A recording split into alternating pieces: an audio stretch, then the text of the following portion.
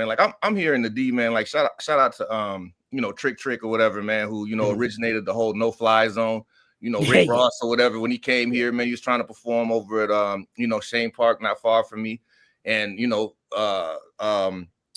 Trick, showed up like 150 deep and didn't let cats in. And it was because Rick Ross didn't check in or whatever, right? That whole situation. But a week later, Kenny Chesney like sold out 3 days, 3 stadiums downtown. Yeah. Did he check in with you? That's a fact. A few moments later. I'm just saying, the check in, like, yo, like, did did Taylor Swift, check in with you when she did Katy Perry check in with you, or you only flexing on your own people? Yeah, and that's what it is, man. Like, it's the same thing Fifth does, man. So, like, from that aspect, I don't respect it, but it is how to succeed in America 101. Like, you unapologetically crush every black person around you. Yeah, you know what I'm saying, and then just make the whites feel comfortable. Yeah. Isn't that black culture in totality these days? Nah, I don't think so, man. Like, the black culture that I subscribe to, man, lifts us up, man. The black culture that I subscribe to, like, shit, man. I'll give a sister with a job, some money before I give a white man with a that's homeless, bro. Like, just flat out or whatever. Like, so, like, I can't say I don't think it's that. I don't think either of you subscribe to that culture. I think that there's an ignorant subculture of us that definitely subscribe to that, man. But I think the vast majority of educated brothers and sisters, like us, man, I think we're peaceful, righteous people and shit that are looking to do the best for our village and our families, man. That's a fact. But outside looking in, you don't see that as a observatory behavior in the hood. Perhaps. But you talking about the check? You talking about checking in? The checking into the how you treat person, and then how you treat your own, then how you treat others. Yeah, I think all of that stuff is rooted in the psychology of our people, and us just sort of naturally being, or us being pitted against each other just because that's how it's been historically during our time in this country, in the wilderness of North America. But I do think that some of us understand that all it is a psychology, but it's a psychology that can be broken, right? And obviously we're doing it because we speak positively, not just about one another, but we speak positively and we have favorable words for the circles that we move in and the people that are involved in it.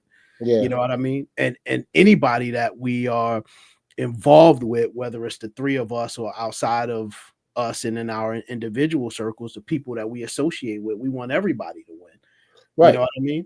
Right. Particularly our people, because we understand that the reverberating effect of us all winning means that the community wins and we're able to get better placement, socioeconomically. You know what I mean? So, but what I was going to say just real quick, Akin, I just got to go back to this quick because I'll forget.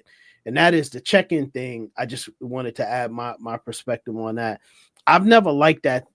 And to me, that is a telltale sign that no matter how old niggas are, they still are rooted or they still maintain the street mentality. Right. So the idea that like, how old is Trick?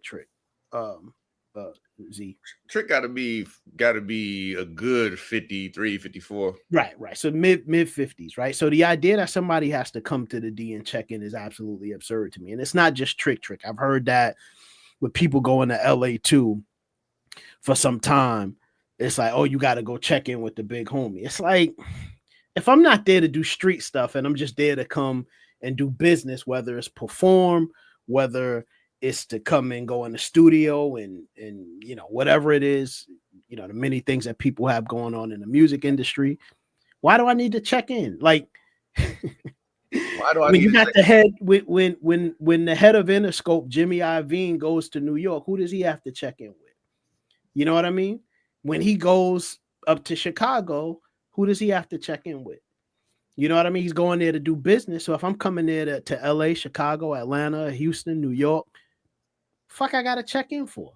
Why do I Like, have to? there's nothing that I'm doing that's going to impede your process of how you get money and how you make a living, right? So why do I need to check in? But the reason why I got to check in is because there's this street code of ethics that niggas continue to hold on to, and they just can't let it go, despite their age, you know? That's So what I I'm just talking about. That's what I'm talking about. Like, because like if you're not creating media, media is creating you. So there's always been a code on media, how Black culture is supposed to treat each other. Yeah. Like, we could look at rap videos from the past or whatever like that. And we're just angry, hardcore individuals in the streets, in front of a corner store in our neighborhood. That's how it was. You know what I mean? Like, this is how we supposed to be, because this is the images that we see. So it's like when we come to the dynamic of check-in and stuff, and we couldn't walk through Fort Greens back in the days, you know what I'm saying? If you was unfamiliar, you know what I'm saying? So it's like that's just real, you know what I mean? But yet it gets gentrified and stuff like that. It's a nice, safe place to go over there now. You know what I mean? So it's could white people walk in it, like would if the white equivalent to you were to go to that spot back in the day, would they be okay? They're gonna let them walk right in. That's what I'm saying. Back in the day, let them walk right in, and that's the thing, like that mentality. I remember when I had that engagement with myself is when, because D know me, like back in the days, you look at me 2 seconds, there's about to be a fight. You know what I'm saying? The fuck you looking at? You know what I'm saying? And it's on and popping. Like, I had to talk him off the ledge a lot, man. I'm like, you know what I'm saying? Like, just... dude, I was that guy. You know what I'm saying? I'm not that guy no more. But it's just like, you know, so it's like, and I had talked to my mom's one time. I said, man, I almost got into a fight. She said, what you mean? I said, man, this guy was looking at me. I said, well, how do you know he was looking at you? Oh, because I was looking at him. I said, yo, you hate your reflection. Oh, you know what I'm saying? That's wow. Deep. And I was like, wow. And I started being conflicted with myself. Like, man, why do when I'm walking down the street, I got to transform? I was like literally fighting myself just to be calm. You know what I'm saying? And I had to transform myself to make sure that I was ready to just go at it at any moment. And I couldn't understand that. But when I passed a white person, I was comfortable. I actually had a sparking conversation with the motherfucker. You know what I'm saying? Like, yeah, really. I'm like, why the fuck? And I'm conflicted in my head, like, why do I hate myself? You know what it's I'm called saying? consequential psychological conditioning. That's what that shit is, yo. And it's very easy for us to break it. And I think one of the easiest ways for us to break it is to just get out of our neighborhoods and our environments as often as we can to see how other communities move. Yeah. You know what I mean? And I'm not saying that we should leave our community and forget about where we come from, but more culture in other communities. Yeah, exactly. But when you get a chance, and you know, listen, some people say, well, you know, when you get an opportunity, you travel the world, but I don't like that because traveling the world is not easy. It's a very expensive fucking thing. Not everybody could do that, but you can get out of your community. Absolutely. And you can go to other communities and you can experience other cultures and you can see how they do things and how there's this presence of civilized interactions that just perhaps don't exist in our community often enough or broadly, right? And then you realize, well, you know, it's easier to live that way than it is to live this way. Yes. So I want to live that way and I want to make the decision to live that way. And then when you start making a decision to live that way, you realize things become a lot easier, you know? I had a cultural, when I first stepped in Norfolk State, I had a cultural situation with a LA dude. Yeah. Everybody from LA that was representing Blood and Crips died in Virginia. Wow. Because they kept using that culture. You know what I'm saying? Saying that, you know, acting like because Virginia was for lovers and there was kind people there.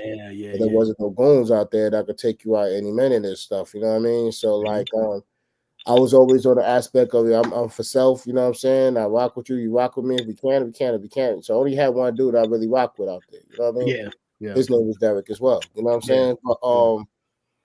But I remember this Crip walked up to me and I had my Yankee hat on and you know what I'm saying? Was he Crip walking? But he was flagged up. Okay. And he walked up to me and said, man, you Crip, homie? You know what I'm saying? So he was from LA.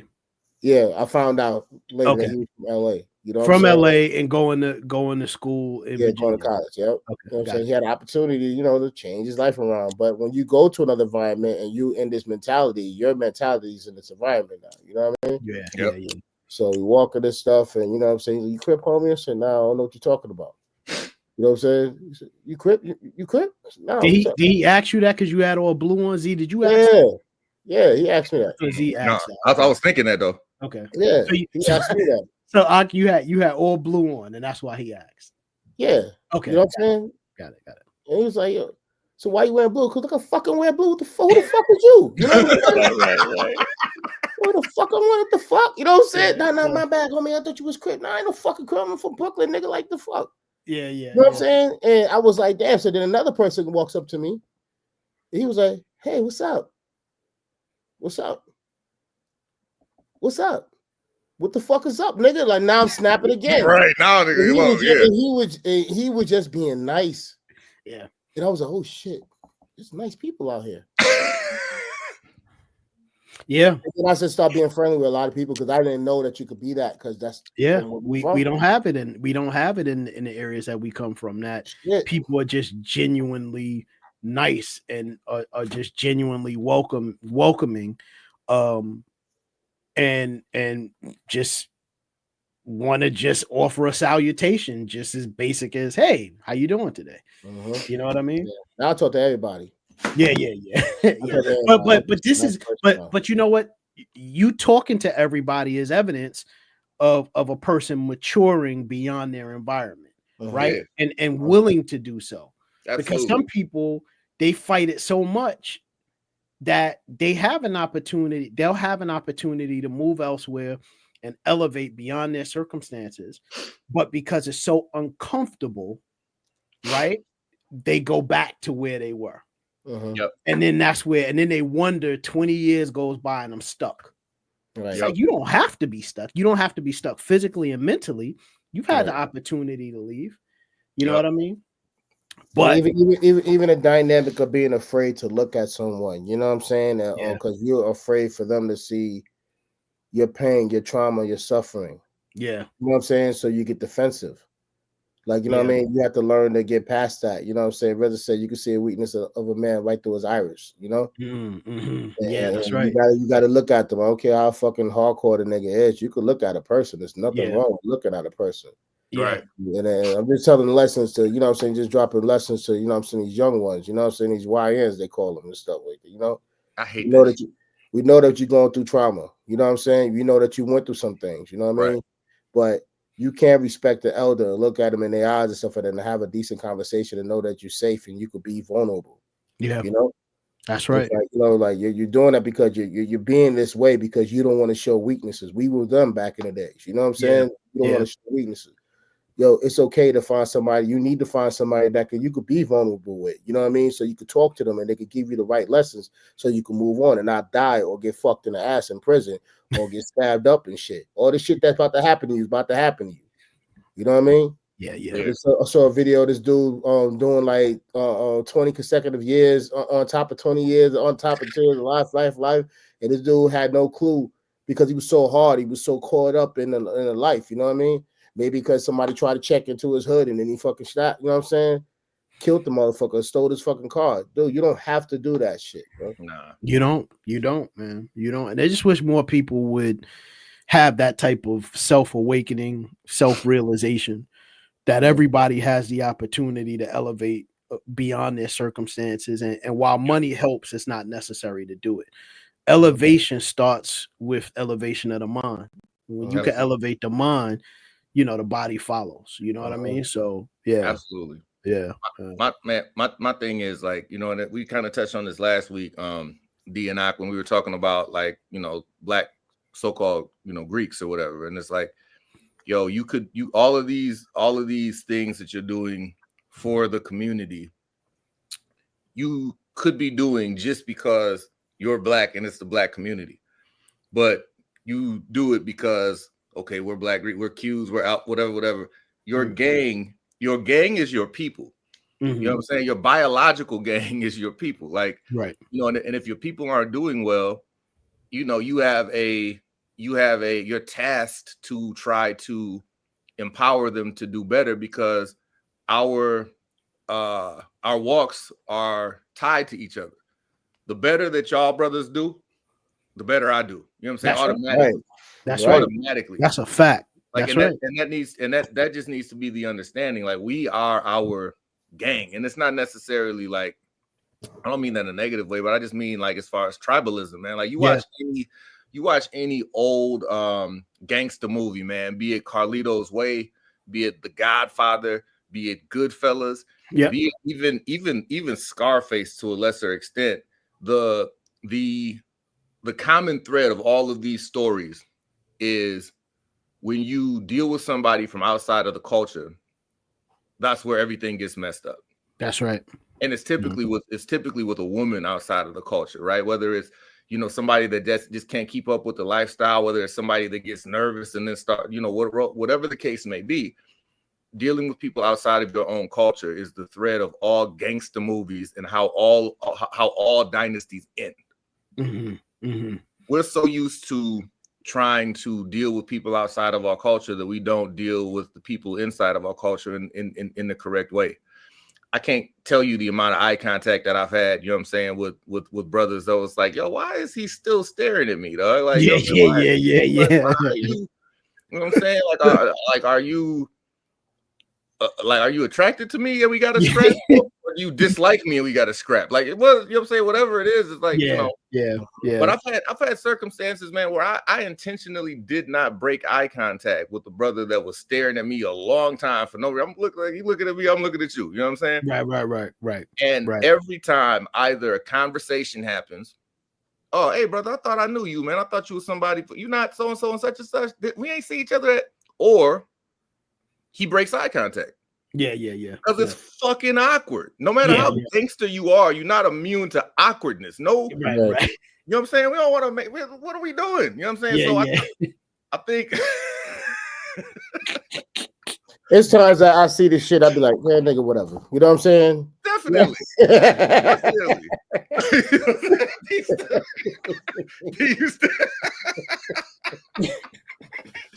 It's crazy, man. Like, I know what you mean. It's wild, man. So, you know, I don't know, man. I just hope sensibility prevails, man. And I wave a lot of times when I get in them awkward ones. I'll be like, yeah. Because what the fuck are we doing? Yeah, what are we doing? Like, what are we, what are we doing? They get awkward now because, like, damn, you fucking waved at me. What are we, nigga, what was you looking at me for? I'm gonna de-awkward this nigga since you I'm gonna trump your awkwardness, nigga. I'm gonna make this shit weird for everybody. Whole room awkward now, fucking around with you.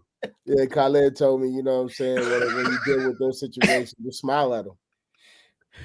And then let's look away. You know what I'm saying? You got to dress fire with water. You know what I'm saying? You don't have to deal with that engagement. You know what I'm saying? And this weird ass generation, you smile at a brother making prolonged eye contact with you gotta be careful. Have another problem on your hands, dog. You gotta be careful. Yeah. Gotta be careful. Nigga be trying to give you his phone number or some shit. That's just crazy, yo. Crazy. Talk about check in with me next time you downtown. Like. Check the fuck in, bro. Check the fuck in, man. Like, we gotta stop that because you don't when you don't talk to the police and say, hey, you didn't check in when you raided my fucking crib. That's right. You know what I'm saying? That's right. You didn't tell white chick that came to the barbecue like that. Oh, that bitch didn't check in. You know what I'm saying? Yeah, the one that came and she entered the twerk contest. Yeah, the twerk contest and making millions of dollars and taking your fucking husband and shit. You know what I'm saying? Nobody told her, oh, fuck that home. She didn't check in. You know what I'm saying? You ain't check in. You ain't expect your boss to check in with you before he fired you and shit. You know what I'm saying? Absolutely about whatever's going on with your life. Nah, you don't say that shit. You know what I'm saying? Like, you didn't check in for that, you know? I guess we could name this segment why the check-in whatever is stupid. That's what we'll call it. Why the check-in whatever. Why is it only black people that needs to check in? Why does Katy Perry not need to check in? Why does Orlando Bloom not need to check in? You know what I'm saying? When that nigga need to check in. Not just Orlando Bloom. What's the other motherfucker that weird Orlando dude that be out here? Orlando Brown? Why you want the black Orlando to check in, man? That's my whole point. No, he really needs to check in. You know what I'm saying? Yeah, he need to check into the G building. Like Man, there's something wrong with motherfucker- that brother. Like seriously. Dome and microphones is not a good thing, man. Make sure that nigga call before he come. What you say? What you say? What you say about microphones? He fucking domed the microphone, man. What does that mean? Microphone in his mouth. Act like he was sucking a dick. I said, no. Why is this kid doing this? What is Disney doing to these kids, man? And nobody's checking it with Disney, man. You know what I'm saying? That's the problem. Maybe that's the problem. Yeah, we need to sort of find the foundational point where check-ins need to start. Only person I'm ever checking in with, no matter what it is, you know what I'm saying, is Munchie Black Power O'Brien. You know what I'm saying? Shout out, right. Because he shout out definitely to will walk up on you too. you know what I'm saying? Other than Munchie, Yeah, the rest of man. y'all, you know what I'm saying? I'm gonna just be there, y'all. So Yeah, he look like he want you to check in. You better check in. Yeah. You see that gold chain, right? Yeah, flat That Absolutely. gold chain says check in, nigga. check in, bro. All right, y'all. Don't forget to like, share, and subscribe. This is the Daily Walk. This is Aki Bang, D.D. Turner, the Reverend Brother Pastor Deacon Dr. Jasper. Excuse me, the Reverend Brother Pastor Deacon Dr. Jasper. I'm fucking it up. The Reverend Brother Pastor Deacon Dr. Jasper. And we out of this motherfucker. You got it.